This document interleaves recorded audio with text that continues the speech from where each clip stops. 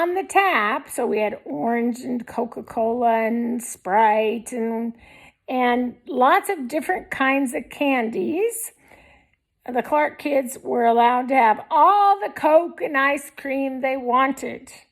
Good grief, what were they thinking? Of course, then they didn't know that the Coca-Cola rotted your teeth out.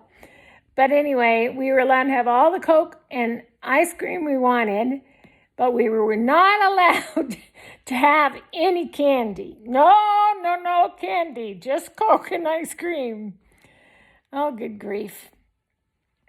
Anyway, eventually my parents decided to start a day camp, so they would have an overnight camp and then a day camp functioning all at the same time. And the day camp had teepees, Indian teepees. So when you went over to the day camp, you were greeted by 2 totem poles on either side of a tall, high arched Japanese bridge, which was, of course, from our early years in Japan.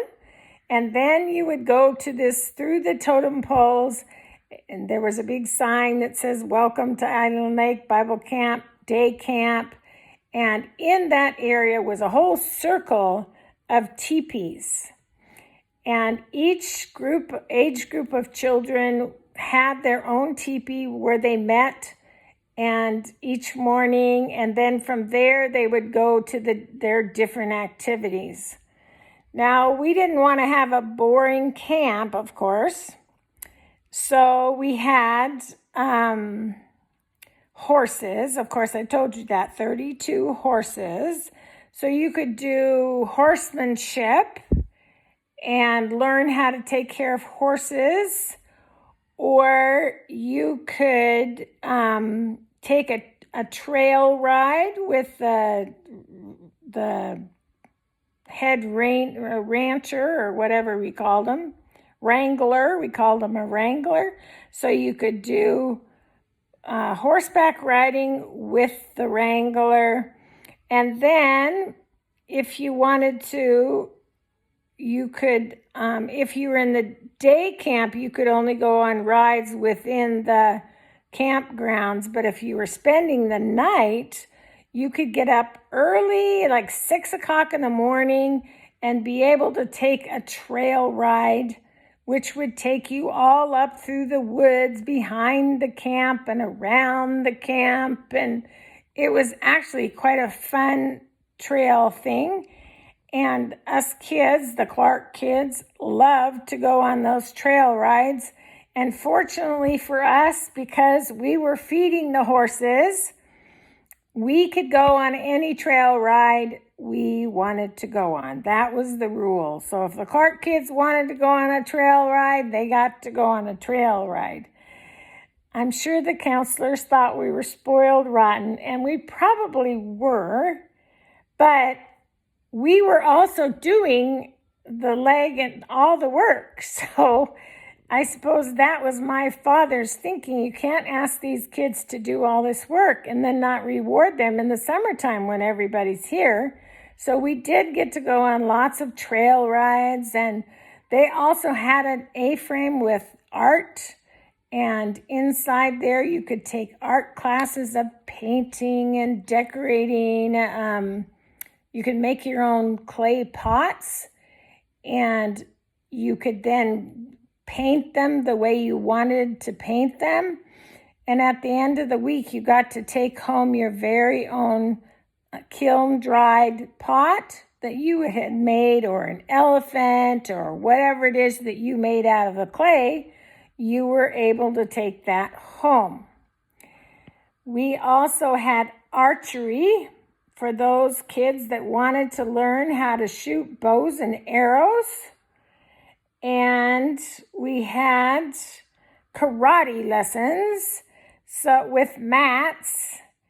And so you got to learn how to do karate moves, knocking you onto the mat. I hated that part of it. And you eventually learned how to knock someone else on the knock them out from underneath their feet. I can't do it anymore, but anyway, I think at some point I must have been able to do it. And other things the camp offered were camps where the boys would go camping and the girls would stay home and do girl stuff. Of course, in those days, we did have separate things we all liked to do. So we had style shows and tea parties and lots of fun things for girls. Every day in the morning at 10 o'clock and at about, I think, 2 or 3 o'clock in the afternoon, there was a big meeting hall that was a tent, and we would go there and we would have special speakers who taught about Jesus and different aspects of the Bible.